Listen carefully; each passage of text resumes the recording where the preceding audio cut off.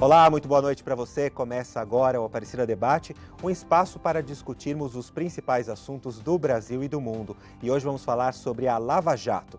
A Operação Lava Jato se tornou um dos marcos no combate à corrupção no Brasil. É possível até dizer que foi com a força-tarefa que os brasileiros passaram a enxergar melhor a corrupção, envolvendo grandes nomes da política, doleiros, lobistas e pessoas do alto escalão do funcionalismo público, gente que foi presa e dinheiro que foi devolvido aos cofres públicos. Uma força-tarefa que segue com investigações em curso e conta com o Ministério Público Federal e a Polícia Federal. À frente de tudo isso, um nome ganhou destaque, o do então juiz Sérgio Moro, hoje ministro da Justiça e Segurança Pública. Mas o vazamento de mensagens trocadas entre Moro e o procurador da República, Deltan Dallagnol, mudou a opinião de parte da população sobre a Lava Jato. Nas conversas, o então juiz orienta o trabalho dos procuradores e cobra resultados da operação. Mesmo assim, 4 em cada 10 brasileiros dizem que a Lava Jato não cometeu excessos em sua atuação. Mas será que a partir da Lava Jato no Brasil começou a se criar realmente uma cultura de combate à corrupção? Qual é o saldo da força-tarefa na política, na economia e para a sociedade? Para discutirmos o assunto, aqui comigo está o Marcos Fagundes Borlido. Ele é advogado criminalista, especialista em direito penal econômico e teoria do crime. Atua com direito penal voltado ao público empresarial.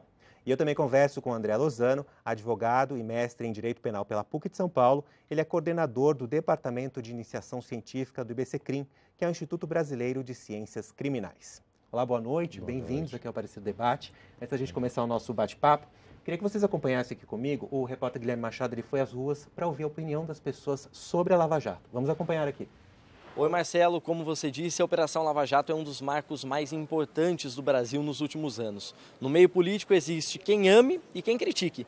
Por isso a gente veio às ruas para saber o que a população pensa dessa operação. Eu acho produtivo, importante, foi um marco na história do Brasil, no sentido da população poder entender que a questão de corrupção não vale a pena e que isso o Poder Judiciário também consegue, por meio do Ministério Público Federal ou Estadual, punir aquelas pessoas que cometem crimes que venham trazer prejuízo para a população de um modo geral. Eu acho que a Operação Lava Jato foi a salvação do Brasil. Eu acho que com a operação todos os brasileiros começaram a entender o que é realmente a nossa política no Brasil, porque até então eu, pelo menos, eu era super ignorante na política. Tem até um pouco de receio dessas mudanças que eles estão querendo fazer aí e diminuir o poder do Lava Jato. Eu acho que não, acho que a corrupção tem que ser combatida diuturnamente.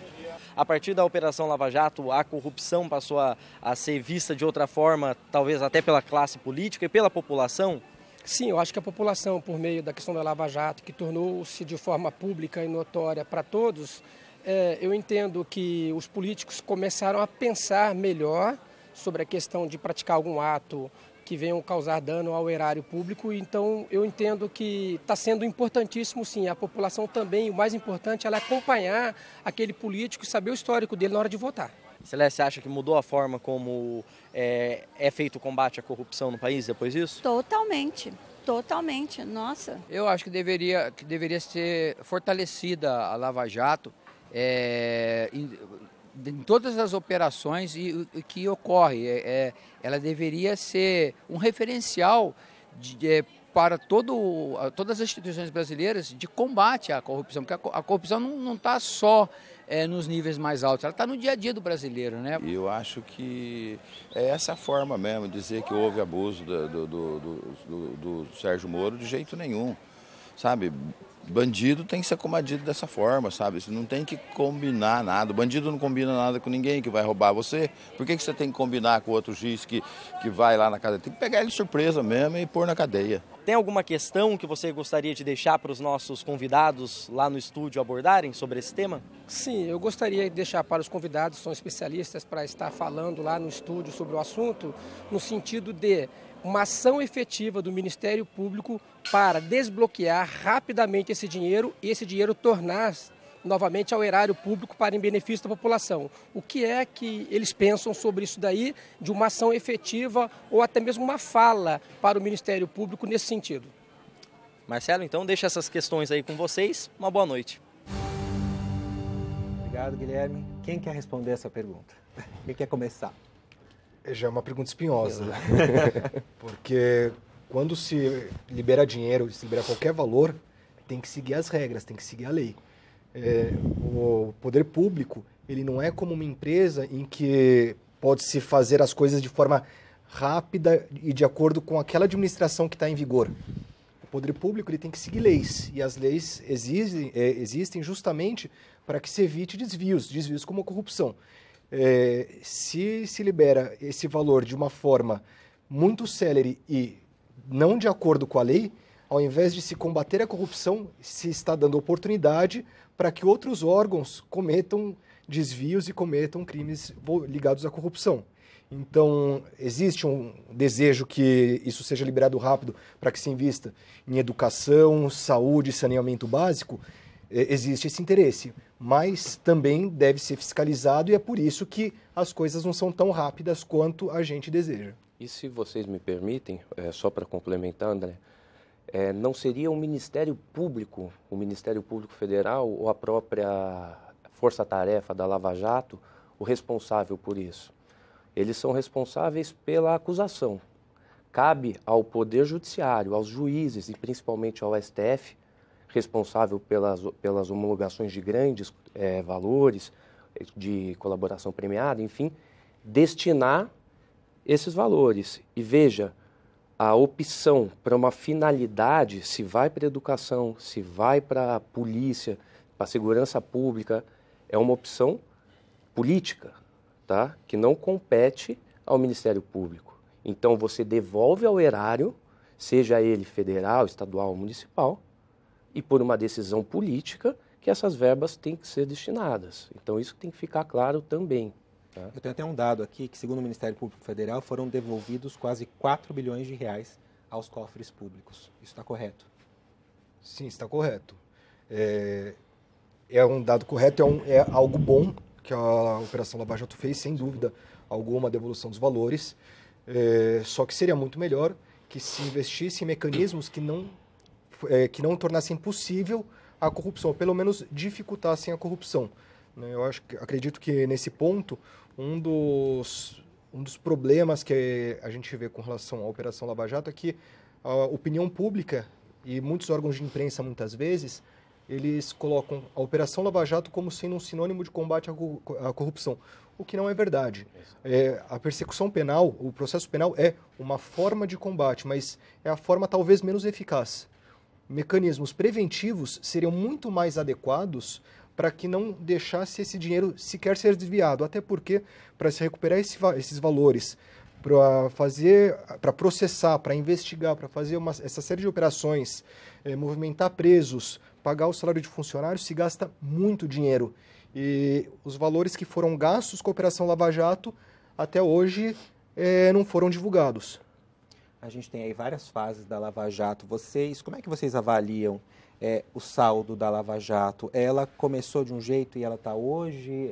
Queria que vocês fizessem um balanço desses 5 anos de Lava Jato. Perfeito. Se você pega a Lava Jato desde a sua origem, com aquelas primeiras operações que ganharam uma repercussão midiática, seja de Paulo Roberto Costa, Youssef, e a forma como ela conseguiu o êxito, e aqui é um êxito que a gente pode colocar entre aspas, porque muito do que foi cometido, do que foi feito em 2013, 2014, está sendo questionado e está sendo julgado hoje.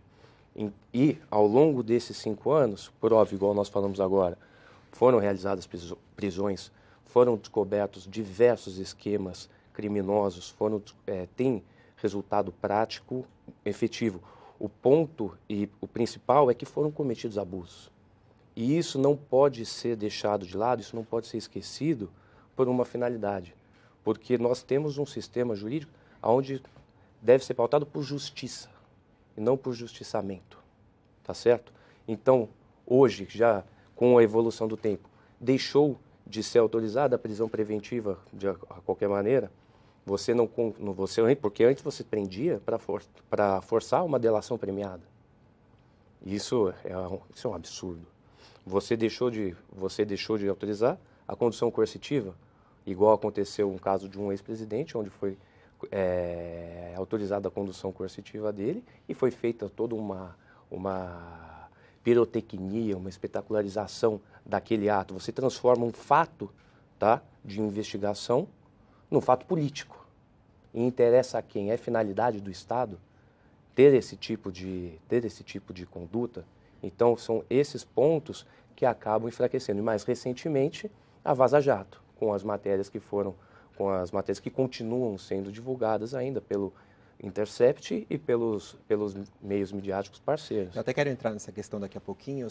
Antes da gente entrar um pouco mais nessa questão das mensagens vazadas, vocês acham que tudo isso que aconteceu a partir da Lava Jato mudou a percepção das pessoas em relação à corrupção? Porque até então muita gente nunca tinha ouvido nem falar sobre coerção, né? Condição coercitiva. Condição coercitiva. Então, o que aconteceu é que as pessoas tiveram mais acesso aos desvios cometidos pelos agentes políticos. Antes não se falava de combate à corrupção ou de crimes de corrupção, muito porque não se investigava. Se a gente for olhar os números do Ministério da Justiça, as operações policiais realizadas antes da entrada do Márcio Tomás Bastos, que foi ministro do ex-presidente Lula, a Polícia Federal praticamente não realizava operações. Foi a partir da entrada do Márcio Tomás Bastos como ministro da Justiça que efetivamente se passou a combater a corrupção, se passou a combater a lavagem de dinheiro e também muito por conta do atentado de 11 de setembro, em que diversos países se uniram para evitar que o dinheiro fosse lavado e muitos dos recursos da Polícia Federal foram destinados para esse fim. Isso dá uma percepção para o brasileiro que a corrupção ela é maior. Mas por que isso acontece? Porque quando se combate a corrupção, principalmente quando se expõe esse combate à corrupção, ele vai virar notícia. Afinal, são pessoas públicas que estão tendo a sua vida, estão tendo sua conduta exposta e condutas graves. Agora, a corrupção já acontecia há muito tempo. A diferença é que somente agora começou-se a combater. Então, o brasileiro, de um lado, ele vê que a Polícia Federal está combatendo a corrupção, mas não vê qual foi o esforço político que foi feito por trás disso, né, que foi um esforço político que ocorreu durante anos, né, começando com o Márcio Tomás Bastos, indo para outros ministros da Justiça, inclusive o Zé Eduardo Cardoso, e dá-se a impressão que aquele governo que estava no local, no momento, no poder, era mais corrupto do que os outros. O que não é possível a gente dizer, uma vez que antes não existia interesse em se combater a corrupção. Então, obviamente, isso também não via à tona, isso não virava notícia. A própria legislação que é utilizada para prender e que deu corpo, né, à Lava Jato é recente. Ela não existia antes do governo Lula, na verdade. Ela é de 2013, salvo engano. Eles começam as reformas lá atrás, mas agora com o Instituto da Colaboração, as mudanças da lei que possibilita a lavagem de dinheiro, organização criminosa, todo esse endurecimento da legislação que possibilitou, tá, essas prisões e aí o corpo para a operação é algo recente. E ouvindo aqui o que os telespectadores colocaram também, eu vejo que acho que um mérito, tá, da Operação Lava Jato, ele não está no campo jurídico, ele está no campo político. A operação conseguiu aflorar e às vezes até despertar em muitas pessoas um interesse político. Porque aquilo que foi escancarado no início da operação era o que todo mundo sabia, mas o político ele tinha um sinônimo de ser corrupto. Mas ninguém tinha certeza sobre isso. E era algo que o brasileiro aceitava. A Lava Jato, ela acendeu, ela aflorou. Você não via grandes manifestações populares que nem foi visto nesses últimos anos. O problema é que você criou dois polos. Então, quem é a favor da Lava Jato é de bem. É a pessoa que trabalha, é a pessoa que busca um futuro melhor. Quem é contra a Lava Jato é vagabundo. E ainda você alia ao governo que estava, um governo de um viés esquerdista, para a direita. Na polarização, exatamente. E o brasileiro ainda não está acostumado com a democracia. Nós não temos uma democracia madura, a gente não sabe da importância e da consciência do nosso voto. Porque muitos dos problemas que hoje os nossos juízes, os nossos ministros enfrentam e falam, pô, esse pessoal já é a favor da impunidade. Não, a legislação foi pensada dessa maneira. A função deles é aplicar a lei. Então, o problema ele é anterior. É um problema de voto. Porque em quem nós votamos, essas pessoas são as responsáveis pela edição das leis. Então, hoje a gente tem um sistema jurídico que pode ser considerado falho, os responsáveis por essa solução não são os membros do Ministério Público, tampouco os juízes. É a própria população com voto. E isso é algo que a Lava Jato, por escancarar esses problemas, pode-se dizer que trouxe de bom. Porque esse é um dos pontos positivos, por exemplo. Pode ser colocado como não no campo jurídico, mas no campo político-social. Você queria complementar? É interessante que a gente tem um maniqueísmo muito grande, o bem e o mal dentro da Lava Jato. O brasileiro ele sempre gostou muito de futebol, e eu acho que ele trouxe o futebol para o campo da política. E trazendo justamente como o nós contra eles. E a pessoa, no momento que ela critica a Lava Jato, ela não está criticando, ela não é vista como uma crítica aos abusos, aos excessos cometidos pelo Estado contra um cidadão. Ela está sendo colocada como uma pessoa que é a favor da impunidade, que é a favor da corrupção. Né? E fazendo até uma analogia com o futebol, né? que eu, pelo menos, por ser brasileiro, adoro futebol, e fica muito mais fácil a gente ver. Dentro da Lava Jato, a gente tem uma imparcialidade muito grande dos julgadores, né? Não só do ex-juiz Sérgio Moro, mas também do atual juiz no Rio de Janeiro, do Marcelo Bretas, que se coloca como um bastião da justiça, um bastião da moralidade, e que está fazendo uma grande cruzada contra a corrupção. E esse não é o papel do juiz, porque o juiz, a função dele é aplicar a lei, a função dele é ser imparcial. No momento que o juiz ele tende para a acusação ou ele tende para a defesa, ele vai estar saindo da posição de imparcialidade e vai estar auxiliando um dos dois lados. E o bom juiz é que nem o juiz de futebol. Se na segunda-feira, no programa esportivo, a gente está falando mais do pênalti não marcado do que do gol, significa que o juiz agiu errado. Agora, pensando um pouco, levando para o início da Lava Jato mesmo, o que tem mais de Operação Mãos Limpas lá na Itália? A Operação Lava Jato foi inspirada nessa operação, né? Eu queria que vocês fizessem um pouquinho esse paralelo. O Moro, ele declaradamente, ele é um entusiasta da Operação Mãos Limpas. E realmente elas começaram de forma muito parecida e também estão tendo um caminho muito parecido.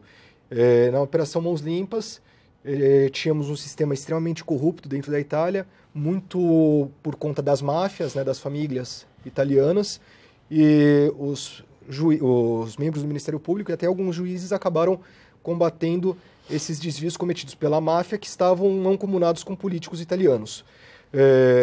Aqui no Brasil, nós não tínhamos as máfias, mas tínhamos uma relação incestuosa entre empresários, né, principalmente do setor de construção civil, com políticos. E tentou-se coibir essas relações suspeitas desses políticos. O que acontece? Em ambos, passou-se por cima de direitos do acusado. A Operação Mãos Limpas, ela sofreu muitas críticas justamente por não respeitar a Constituição italiana, por não respeitar as leis italianas, que foram as mesmas críticas que surgiram com relação à Operação Lava Jato, de não respeito às garantias processuais, de não respeito à Constituição, não respeito à lei processual penal. E, coincidentemente, também as duas levaram a resultados parecidos. Na Itália, culminou com o Berlusconi sendo eleito primeiro-ministro. O Berlusconi, sabidamente, é um político que tem ligação com máfias locais, sabidamente é um político corrupto, e além de ser muito controverso. Aqui no Brasil, o que aconteceu culminou na eleição do Bolsonaro, em que tudo leva a crer que não só ele, como a sua família inteira tem ligação com milícias no Rio de Janeiro.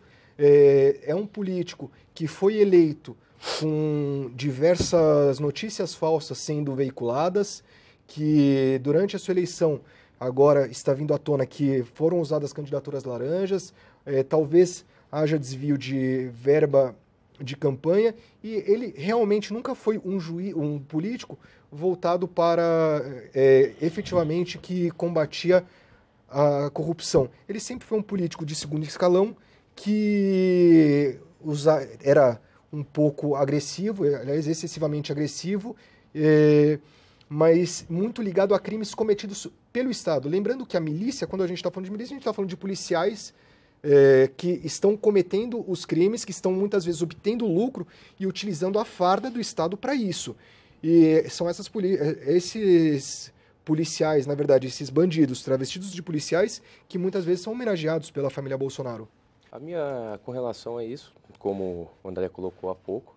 Eu acho que, tal qual na Itália, tudo caminha a crer que a Lava Jato terá o condão de despertar no brasileiro e na população como um todo essa necessidade de se repensar a corrupção, de se repensar a estrutura do Estado, não o combate em si, mas também mecanismos de prevenção. Tá? Uma coisa é buscar punir, a outra coisa é evitar, você prevenir, e é muito mais efetivo prevenir do que punir.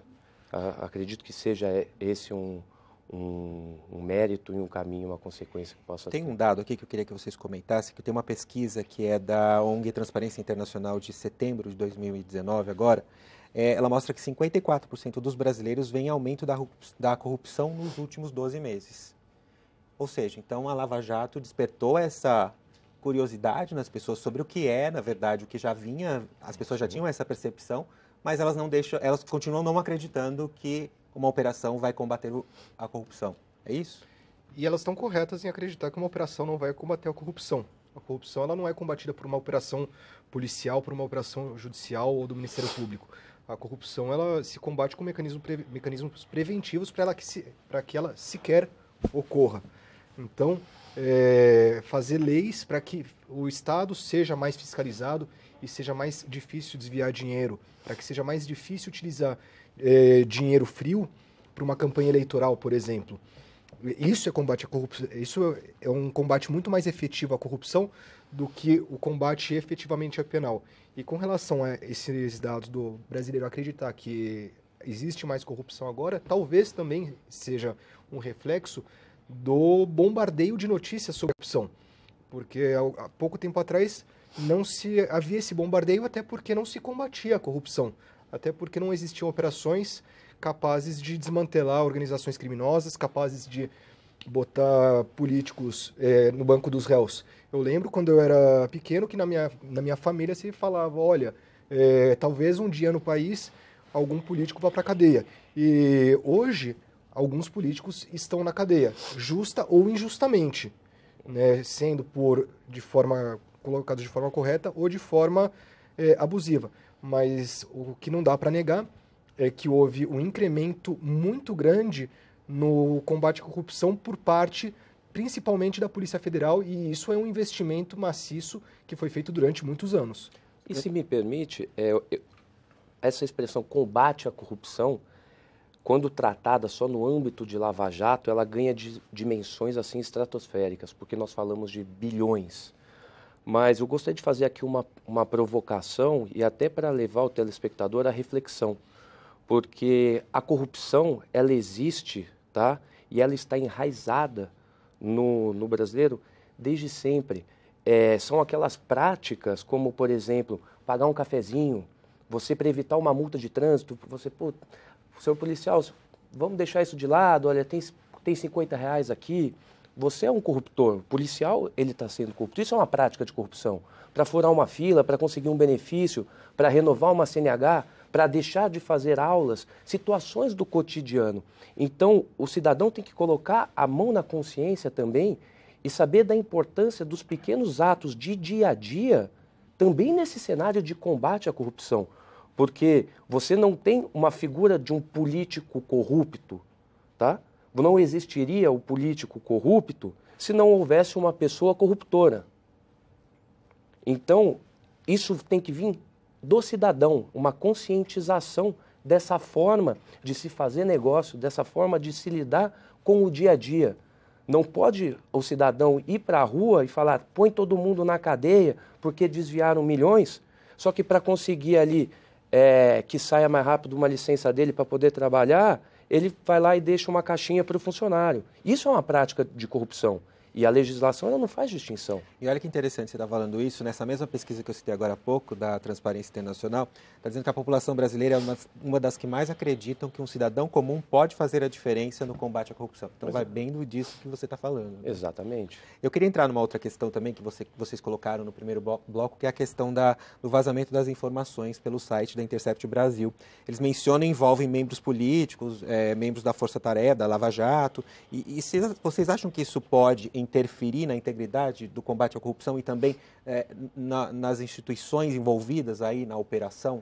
Vocês acham que isso acaba tirando a credibilidade da operação? Tudo que foi... Olha, uma ótima pergunta, uma pergunta ampla que a gente precisa responder ela em partes. Exatamente, em partes.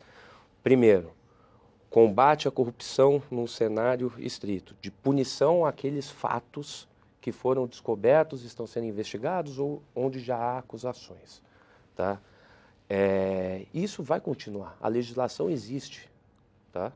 Não é que caso seja anulada, por exemplo, uma fase ou a operação como um todo, o cidadão está livre para sair corrompendo todo mundo, para cometer crimes. Não, muito longe disso. Agora, o que já era noticiado e o que já era que nós, advogados, gritávamos no passado, falava, há excessos, muito, excessos, abusos, ilegalidades que estão sendo cometidas, sim, em detrimento de cidadãos. Veja, quando você fala de um político, tá, e vamos trazer um cenário, imagina que fosse vazado um diálogo entre, por exemplo, um advogado de um político famoso e um juiz falando, não manda mais aquele advogado lá do seu escritório porque ele não está preparado para fazer pergunta aqui. E desse jeito vai ficar difícil de absolver. Se isso fosse noticiado em um jornal, estaria todo mundo na rua gritando, falando, pô, prisão para esses caras. Prisão para esses caras. Mas por que quando um procurador ou um juiz manda mensagem para um procurador, nesse mesmo sentido, falando, não manda outra procuradora, manda outra porque essa não está preparada e a acusação vai ser insuficiente para eu condenar? Nós podemos aceitar essa situação como se normal fosse, como se não houvesse nada de ilegal. Ou quando você segura uma operação, você cria fatos políticos, você utiliza a mídia, faz vazamento seletivo para trazer a população, tá, para o teu lado, isso é permitido. Então, esses vazamentos, eles tiraram, sim, a credibilidade, porque aqueles que se vendiam como paladinos da justiça cometeram ilegalidades, cometeram abusos, e não pode, em hipótese alguma, que até crimes que a gente pode colocar, sejam cometidos em busca de uma condenação. É interessante porque muito se falou do vazamento do The Intercept e dos hackers do The Intercept. E o crime que o suposto hacker teria cometido ao ter acesso às informações dos celulares do Dallagnol, do Moro, é o mesmo, está tipificado no mesmo artigo que o crime que o Moro teria cometido quando ele vazou os áudios do Lula com a Dilma. O que acontece? É crime você vazar áudio, assim como é crime você acessar o áudio sem autorização judicial. E o mais interessante também é que que o TRF4 ele entendeu que era uma medida excepcional, então que o Moro ele não poderia responder por esse crime, porque tinha um interesse público por trás disso. No caso do hacker, se for usado o mesmo entendimento, o hacker também tem que ficar impune porque também existiu interesse público, afinal, é a administração da justiça que estava sendo corrompida naquele momento. Eu não estou falando que o hacker deve ficar impune, assim como eu não acredito que o Moro deveria ter ficado impune. Eu acho um absurdo uma pessoa que cometeu um crime contra um acusado não ter sido afastado imediatamente. E tem que ser perguntado, o que aconteceria com o Moro se ele tivesse num país como os Estados Unidos ou num país europeu? Eu duvido que ele estaria ainda que ele teria continuado na função de juiz. Em alguns países... E tampouco seria ministro. Tampouco seria ministro. E em alguns países, ele, na maior parte dos países, enfrentaria um processo penal. Em alguns, dependendo dos países, alguns países mais autoritários, talvez ele fosse preso sumariamente. Aí eu não estou defendendo a prisão ou não para o Moro, mas ele deveria responder, no mínimo, administrativamente, pelas ilegalidades que ele cometeu. Mas isso coloca em xeque a credibilidade das instituições brasileiras? Sim. Coloca tanto a Lava Jato. Primeiro colocou em xeque o executivo e o legislativo. E agora, com o vazamento, colocou em xeque o judiciário, inclusive por conta dos diálogos travados entre alguns ministros do STF com os procuradores, que mostrava favorecimento entre eles. Então, o que me parece é que nenhum dos três poderes tem respeitado a lei da forma que deveriam. Eu concordo. Eu entendo que essa confusão que foi feita, porque nós temos um sistema pensado, onde nós temos um órgão responsável pela acusação, um órgão responsável pela defesa e uma terceira parte, um juiz imparcial, em tese imparcial, responsável pelo julgamento. Onde há diálogo entre duas partes, você não tem imparcialidade. E isso é muito sério porque fere preceitos constitucionais basilares. Nós não temos aí paridade de armas. Como que você consegue ter uma defesa efetiva onde vai ficar claro que quando você entrou naquele jogo processual, teu cliente já estava condenado?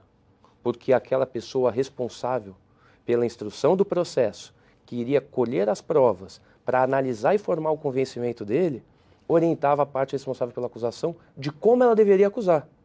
Falar, olha... Manipulando tudo. Manipulando tudo. Exatamente. Quais os documentos deveriam ser apresentados? Exatamente.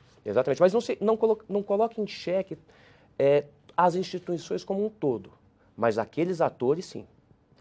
Eu até quero que vocês comentem, falando ainda desse vazamento da troca de mensagem. Tem uma pesquisa da XP Investimentos, que foi feita agora em junho, que diz que metade dos entrevistados não mudou a opinião sobre a operação. 3 em cada 10 dizem que piorou e 1 em cada 10 diz que a troca de mensagens melhorou a visão sobre a Lava Jato. Apenas 30% avalia que houve excessos e que decisões precisam ser revistas. É que a forma como foi feita essa pesquisa e as perguntas como foram feitas, elas não entram no mérito técnico da operação. De novo, a Lava Jato tem um fator político-social muito grande. Então, quando você analisa essas mensagens no campo de vista político, você tem ali uma pessoa que estava na qualidade de juiz, e hoje é ministro, como sendo alguém que quer um bem comum, tratado como o combate à corrupção, terminar com os desvios de dinheiro, político bandido seja preso. E isso, para essas pessoas, quando não analisam de forma técnica e que não sabem das consequências que aquelas decisões tomadas lá em cima geram para todo o resto da população, eles não levam em consideração. Então, o que a população quer, o que a população pede? E se confunde muitas vezes o papel do juiz, do julgador, com o do justiceiro. O juiz, ele é alguém que vai ouvir ambas as partes, vai analisar de forma imparcial o processo, as provas que foram apresentadas, os depoimentos que foram dados, e a partir daí tomar uma decisão de acordo com a sua convicção e de acordo com as leis que regem o processo. O justiceiro não. O justiceiro é a pessoa que vai condenar a qualquer custo, que vai fazer de tudo para punir o infrator. Então, é praticamente um super-herói, o justiceiro. E, nesse caso, isso daí ficou muito claro quando o Moro foi julgar o Lula. As capas das revistas, as capas dos jornais em que colocavam o Moro com uma capa de super-herói, o juiz e o acusado frente a frente, como se estivesse numa luta de boxe. No momento que o juiz é visto como alguém que está contra o acusado, o sistema de justiça ruiu. Porque ele já estava se mostrando parcial. E, repito, uma pessoa que cometeu um crime contra o acusado, ele não tem a parcialidade necessária, ele não tem a serenidade necessária para julgar alguém. Ele não pode atuar naquele processo, porque, obviamente, ele não vai atuar como um julgador, ele vai atuar como um justiceiro. E aí, aproveitando esse vazamento das informações, como que vocês veem o papel da imprensa nisso tudo, durante todos esses anos aí de Operação Lava Jato? A imprensa... Pode falar. É uma pergunta muito boa também. E como foi até uma forma de alavancar, por exemplo, a campanha, e foi batido muito pelo atual presidente, uma imprensa parcial, com interesses econômicos sobre determinados desfechos e assuntos. E difícil até de colocar, mas relacionado ao Intercept, estritamente com relação ao site, eu considero louvável e de muita coragem o que foi feito por toda a equipe e o que está sendo feito. Porque eles jogaram luz aonde faltava. E em um canto que estava escuro e que precisava de iluminação, porque tinha muita coisa podre ali. Tem muita coisa podre para aparecer ainda. Como você vê, doutor André? A imprensa ela teve um papel fundamental durante toda a Operação Lava Jato. Ela acabou alavancando muito a Operação Lava Jato, fazendo com que a opinião pública tivesse interesse e se movimentasse contra ou a favor dessa operação. E nesse ponto, eu acho que muitas vezes ela cumpriu o papel, porque uma imprensa boa é uma imprensa que incomoda. Se a imprensa não incomoda, significa que ela é uma imprensa chapa branca e que não está cumprindo o papel fiscalizador. Isso não significa que não houve excessos durante a cobertura. Então, quando utilizou-se daquela pirotecnia enorme para a cobertura da condução coercitiva do ex-presidente Lula, eu acredito que houve um excesso. No momento em que tem um jornal nacional inteiro falando somente dos vazamentos das interceptações telefônicas e que se estende pelo período da novela e que não dá devida atenção para outros fatos envolvendo, inclusive, a mesma operação, mostra que há, sim, um interesse da imprensa, de parte da imprensa, por trás. E isso é óbvio, porque existem acionistas, existem donos, existem anunciantes nessa imprensa, e muitas vezes os interesses deles vão ser defendidos, inclusive do corpo editorial. Agora, no geral, eu acho que a imprensa ela tem um papel fundamental e muito importante e muito louvável, tanto para mostrar os casos envolvendo desvios de políticos e empresários, de fiscalizador, apesar de, em alguns momentos, haver excessos, e também na questão de demonstrar os excessos cometidos pelos membros do Ministério Público, por membros do Poder Judiciário, isso daí mais voltado para o The Intercept, que outros veículos de comunicação estão acompanhando. Infelizmente, veículos de comunicação como a Globo acabam silenciando ainda sobre os vazamentos ocorridos no Intercept. A gente está se encaminhando para o final, a gente tem aí mais de 60 fases da operação. O que a gente pode esperar ainda do futuro da Operação Lava Jato?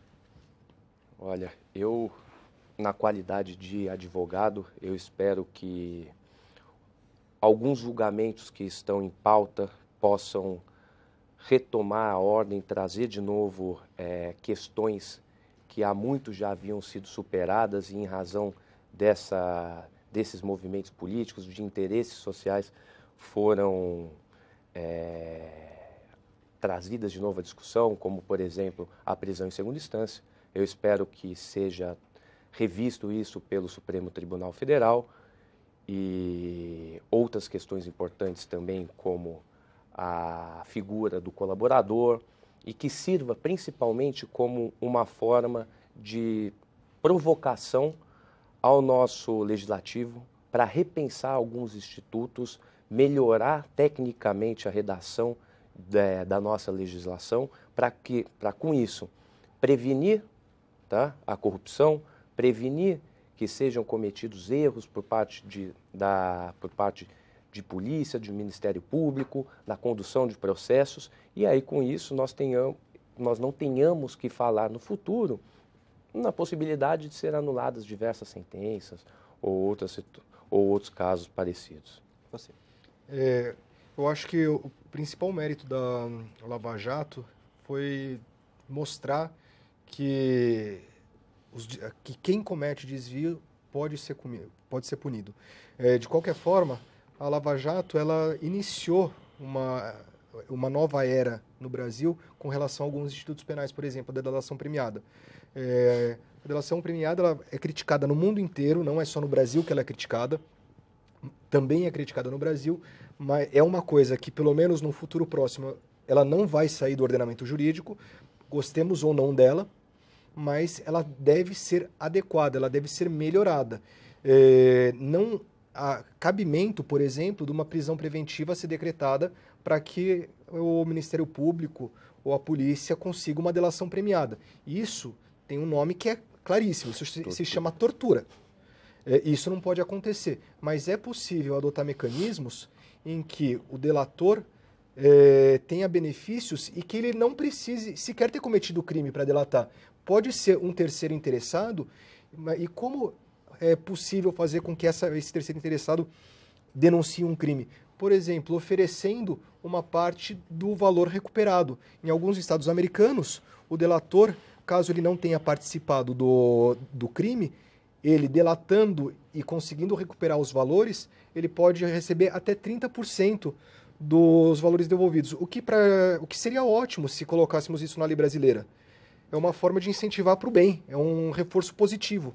Com certeza, quero agradecer muito a presença de vocês, nosso tempo já está estourado, estamos chegando no final, quero agradecer ao Marcos Fagundes Borlido, ele é advogado criminalista especialista em direito penal, econômico e teoria do crime, atua com direito penal voltado ao público empresarial. Muito obrigado também ao André Lozano, advogado e mestre em Direito Penal pela PUC de São Paulo. Ele é coordenador do Departamento de Iniciação Científica do IBCCRIM, que é o Instituto Brasileiro de Ciências Criminais.